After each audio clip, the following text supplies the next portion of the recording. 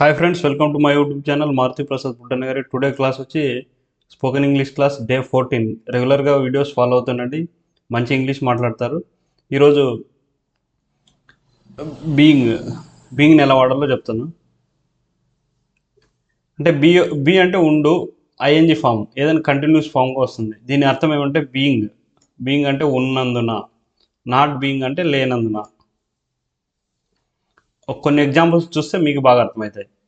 Being a friend, I can ask you anything అంటే నేను ఫ్రెండ్గా ఉన్నందున నేను ఏదైనా అడుగుతాను. మనం ఇప్పుడు క్లాస్ జరుగుతుంది అనుకోండి, స్టూడెంట్స్కి టీచర్ చెప్తారనమాట, being a student you should complete this work on time. స్టూడెంట్గా ఉన్నందున ఈ వర్క్ని ఆన్ టైంలో కంప్లీట్ చేయాలి. Not not being there, he achieved everything in his life. అతడు అక్కడ లేనందున ప్రతిదీ సాధించుకోగలిగాడు అతని జీవితంలో.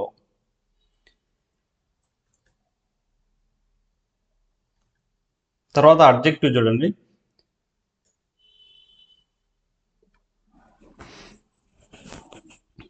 యువర్ బీయింగ్ లేట్ అంటే ఈ మధ్య లేట్ అవుతున్నందున అని వస్తుంది అనమాట. Your being active now days అంటే ముందు డల్గా ఉంటివి, ఇప్పుడు యాక్టివ్గా ఉన్నావు అంటే your being active now days. అతను ఎందుకు యాక్టివ్గా ఉన్నాడు అంటే ముందు డల్గా ఉంటాడు, మనం క్వశ్చన్ అడుగుతున్నాం అంటే ఎందుకు అతను యాక్టివ్గా ఉన్నాడు అని. Why is he being so active. అదేవిధంగా ప్యాసివ్ వాయిస్లో ఎలా వాడాలి? ప్యాసివ్ వాయిస్లో ఎప్పుడు కూడా వర్బ్ 3 ఫామే వస్తుంది. వర్బ్ 3 అంటే right, verb 1 wrote, verb 2 return, verb 3 writing, V4 rights, V5. ఇది బీయింగ్ అనేది V4లో వస్తుంది.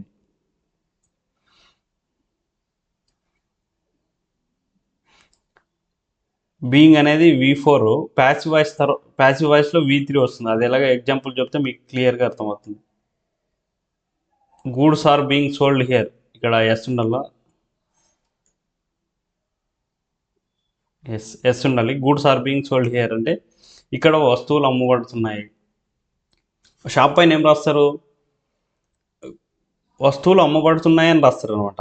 అంటే నేను వస్తువులు అమ్ముతున్నాను అని రాయరు. నేను వస్తువులు అమ్ముతున్నాను అంటే ఐఎమ్ సెల్లింగ్ గూడ్స్. వస్తువులను అమ్ముతున్నాం అంటే goods are being sold. Hotel పోయింటాము,